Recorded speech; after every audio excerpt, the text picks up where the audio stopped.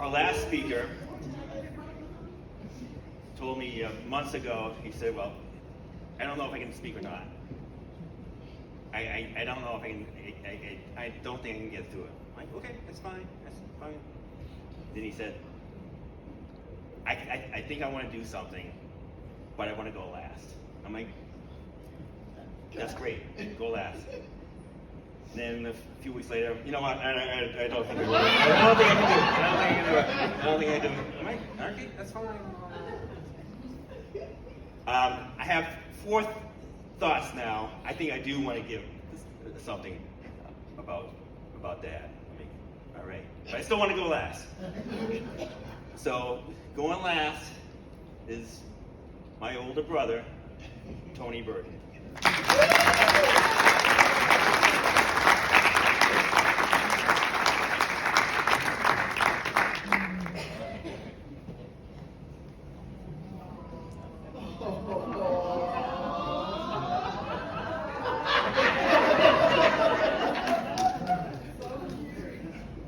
Writer, not a speaker, so bear with me.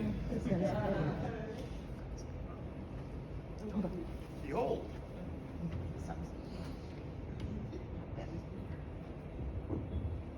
How about this? Yay. This photograph of my father and me was taken at our home in Seattle at Christmas of 1964. I was 2 years old. Vince found this picture among the trove of photographs my dad had stored away. I'd never seen it before. Oh. I think it perfectly captures our relationship. Unconditional love and support.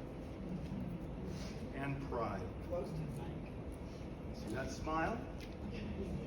We all know that smile. See how he cradles me? It would be that way all throughout our lives. It's something I didn't always understand or accept, but I always felt his support, his love, and his caring. It wasn't always that way. Dad and I had not been that close when I was growing up. We didn't have the same bond as he and Vince did. Sunday afternoons would find the two of them downstairs in our basement watching football together, while I stayed upstairs with my mom and watched old MGM movies. Dad wasn't oblivious or anything to me. He did care, even if we didn't always share the same interests, the same way of looking at things. In 1984, when I was 22, still living at home, my mother decided to leave to find her own life. This just left me and Dad without Mom. There was no buffer between us. And we had a hard time. We got into arguments, some of them serious, even yelling sometimes, though nobody ever called the cops on us. They were pretty bad. What it boiled down to was that we simply could not communicate with each other. We just couldn't do it. We didn't hate each other or anything like that. We just couldn't communicate. So we reached out and went to therapy. 2 years. I think it was twice a month or something like that. I don't remember. We both wanted to make it work, and for the most part it did. Not that there weren't any conflicts afterwards, but they were healthy ones, if that's the right term to use. We were two adults respectfully living together. The trouble lingered for me, because the one reason we couldn't fully communicate was that there was something I couldn't talk to him about. I felt I had to tell him something about myself I was sure he wouldn't like. Perhaps not like me after my telling. You see, I knew what other kids had experienced when they told their parents that they were gay. Many of them threw them out of the house, leaving them to fend for themselves when they're age 16 or 17.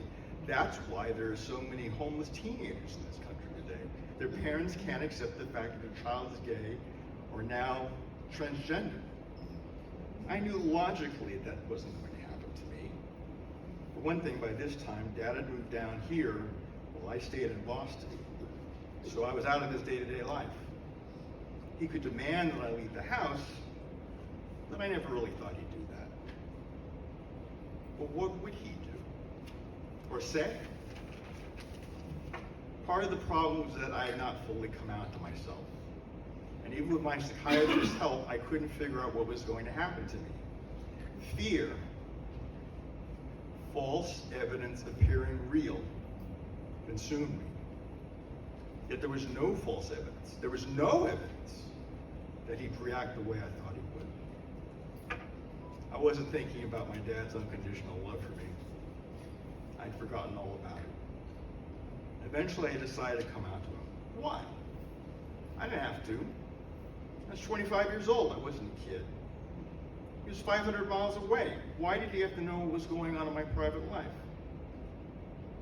The answer is I wanted to be honest with him, as he had taught me to be in all things. And I was tired of keeping it a secret. So I wrote him a coming out letter. I wrote 4 drafts, and it ended up being 6 pages, typed, single-spaced. It took all the courage I could muster to drop the letter in the mailbox, but I did it. It was now out of my hands. There was nothing I could do but wait. Well, Dad called me 2 days later. He'd received my letter.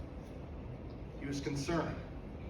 He was going to Rome in a few days, but he wanted to come up to Boston and see me before he left. So the next day he got on a plane, and flew up there. He gave me a big, long hug at the airport. We went home and talked all day long. We communicated. That evening we went to a meeting of the parents and friends of lesbians and gays. Dad talked at the gathering about how proud he was of me, how brave I was to send him the letter not knowing what his reaction would be. The other parents in the room said they were truly inspired by our story, saying that it helped them understand what their own children had gone through. The next morning, Dad went back to D.C., and the day after that, he flew to Rome. I felt like, what? Like a giant thorn had been removed from my paw. Like Atlas might have felt had Zeus lifted the weight of the world off his shoulders. I felt like that. I still had issues around my being gay that took years to overcome, but at least I didn't have to hide my true self, who I really was, from my own father anymore. When we opened Dad's safe and looked through all his important papers, there it was, my coming out letter. I have it right here.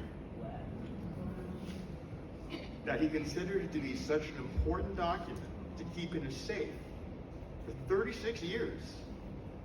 It's gratifying to say the least. A few months after I came out, I moved down here. Dad and I would spend quality time together, often with the rest of the family. As we grew older, we gradually, naturally, drifted away from each other. We had our own lives to pursue. We were busy. We didn't see each other for long periods.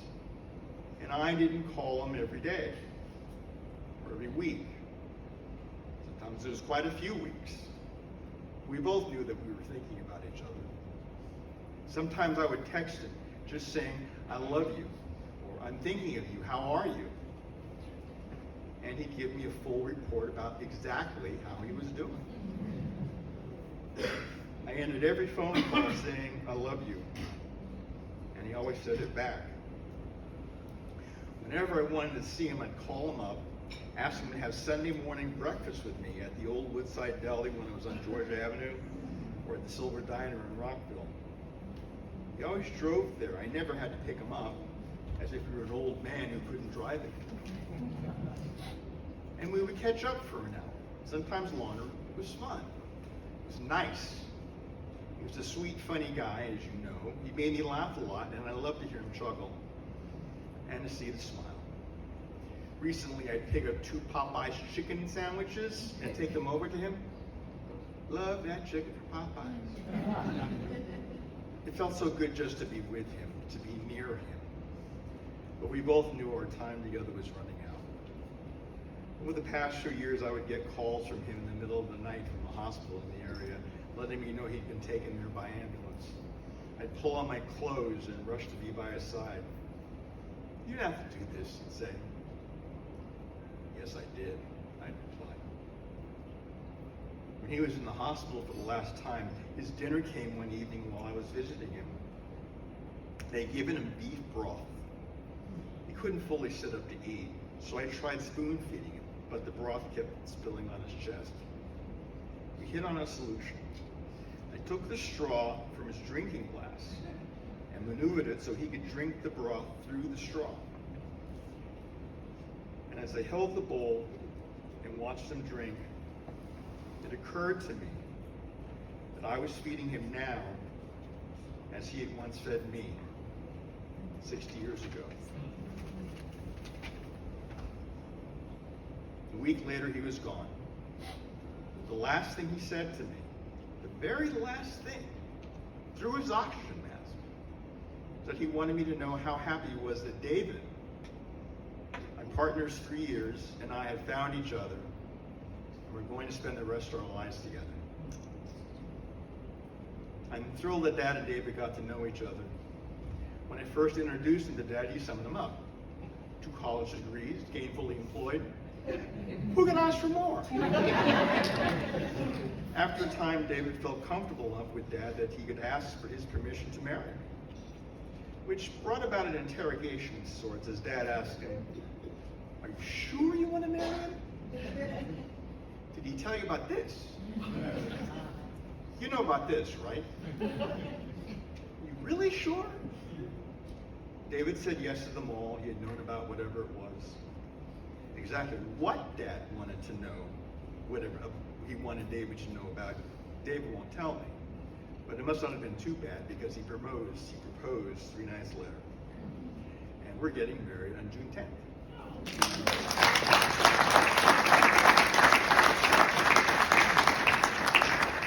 Dad won't physically be there, of course, but I'm told he'll be there in spirit. Indeed, David has a cousin in Minnesota he calls from time to time who's a medium. She can communicate with those who have passed on, those who have transitioned to the other side. In fact, Dad came to her during her conversation with David. It wasn't the other way around. She said he's doing fine and feels a lot better now that he's out of the hospital. He says he's got himself a brand new suit to wear for the wedding, which tells me that it must have been him she was talking to, because Dad and I had the same conversation just the month before he died, wondering whether he should buy a new suit or have one he already owned altered. I told him since I was getting a new suit, he should get one too. And evidently he has. I guess they have Brooks Brothers on the other side. The medium said Dad told her he was having a great time. Indeed, he's flirting with all the women. That too means it must be him because, as you probably know, that was one thing he really loved to do. The only bright spot in his final hospital stay had been he could flirt with the nurses. "We just love him," they would gush to me. He's even flirted with David's mother. My future mother-in-law he's flirting with. No idea what David's father is thinking about it, but it must not be upsetting him too much as if he's letting it go on. Maybe he's flattered. Yes, everyone on the other side is very excited about the wedding. And the great thing about it is, as guests, they won't take up any space. Plus, we can afford only so many place settings at the reception, so if they come, it's a win-win. Take another look at the picture. That was our relationship, my father and me. That's what unconditional love is all about. My dad was the embodiment of it. I'm so happy he lived long enough to see his granddaughters grow up to be fine, strong, intelligent, beautiful women. See his wedding ring? I'm wearing it now. As a token of how much he cared for and loved my mother. Their marriage didn't work out, but I believe that love is everlasting. In 2 months, I'll have a wedding ring of my own. We've been talking about my father all afternoon, using the best superlatives to describe him. He has many great and wonderful things. But when you sum up his life and how he loved everyone he touched, we can easily say that my dad was a great and wonderful human being. A mensch, as David calls it. A human being in the finest sense. Indeed, I am the man I am today because of him. He is my moon and my stars. Thank you.